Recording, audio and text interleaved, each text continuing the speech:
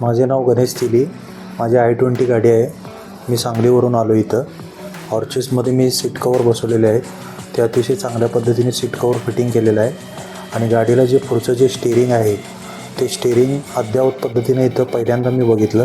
सांगलीत असं कुठेही स्टिअरिंग फिटिंग करत नाही, पण पूर्ण स्टिअरिंग इथं ओपन करून फिटिंग केलं जातं. हे स्टिअरिंग कवर हे आवडलं आपल्याला काम.